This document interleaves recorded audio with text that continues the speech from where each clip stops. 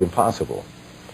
And it's pointless, too. So it's better to create melodies and take small particles and build towards making larger lines. I wouldn't, if the way I've improvised for you now, I wouldn't improvise totally for a whole song. This is something else. This is a way to get going. It's one aspect of the whole thing. John, could you get more specific? Where do you find the triadic material? Where does it come from harmonically? It comes from a mode, from a scale? Yeah, I'd like not to use those terms, but unfortunately, I mean, we have to because it's just a way to communicate where things come from and what they are. In this case, they come from modes or scales, but also they come, I think, in terms of more chord tones. In other words, if we're talking about A flat, 7 flat, 5, what are the notes in the chord? You know, the A flat, C, E flat, and G, and a D is the flatted 5th or sharp 11. So you take these notes. If you only dealt with those notes, you could break those notes up into triads, and you could find out what you get. You know, you get like, you know, you get G minor, you know, you get A flat, of course, and you get B flat. These are just dealing with some of the chord tones and the added scale tones.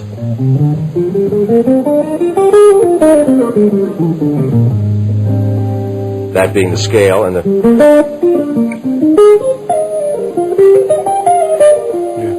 It's obviously just taking bits and pieces and breaking them up. It's another way to look at it as small arpeggios.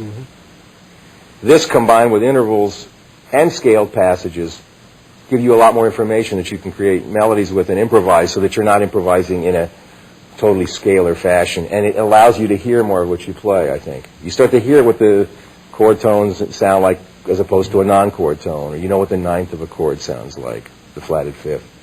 Yeah, it's funny. It seems like almost like you're limiting your playing, but you're actually expanding it. Yeah, I guess you could say that. It's, I mean, I think a lot of the things I'm going to be talking about and demonstrating in this tape have to do with limitations, because I realize limitations do expand you. By limiting yourself, you're kind of encapsulating something. You're looking at it in a more precise way. It's like putting something under a microscope. It's like, here's the chord, here's the sound, here's the scale. But let's take this and, like take a little sample of it, right, and we'll put it on the slide. We'll stick it under the microscope, and we'll look at it and say, oh, there's G minor is in there. Oh, there's a nice interval, My God, look, it's like looking at bacteria that make up your, your improvising process. And these little actually, another way, you've all probably heard the phrase, like starting with a little germ of an idea. Well, maybe it's real, maybe they are real, musical germs. Yeah, it makes your playing real conversational, too. It's almost like that call and response type stuff. Yeah. It's nice. Another concept which is similar to what we've been talking about, or I guess you could look at it as an extension of what we're talking about, intervals, triads.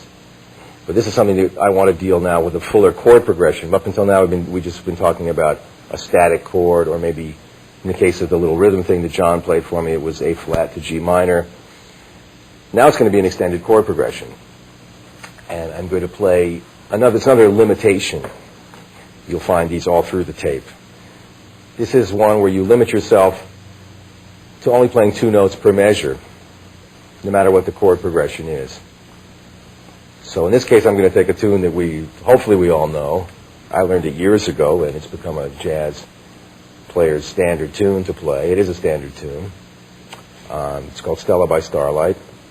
And I'm going to improvise in a 2-note fashion, pretty much on the beat. In other words, if you looked at it on music paper, you'd just see half notes. Pure and simple.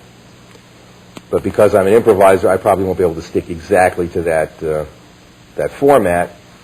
And also, I don't know if my rhythm is good enough to play exact half notes that you could measure out on a metronome. But that'll be the basic concept. I'll count a tempo. First, I'll play one chorus by myself. And then John is going to join me and comp for me. And then we'll continue on from there. So this is, I don't really have a name for this. I guess you call it the old 2-note approach. And remember, when you're playing 2 notes, one of the ideas behind playing 2 notes is that since, again, you're dealing with this very small intervallic concept, your note choices better be good. You can't fill it up with a lot of extra scale notes. You can't do a lot of hot things. It has to be pure and simple melody. So you got to choose good notes. Okay, so I'm going to count a tempo. I'm going to internalize it and feel it. And hopefully you'll feel it too. And then I'm going to improvise in this one chorus by myself and one chorus with John. Okay? I'll see you at the end. And I'll see you in the second chorus. 1, 2, 1, 2, 3, 4.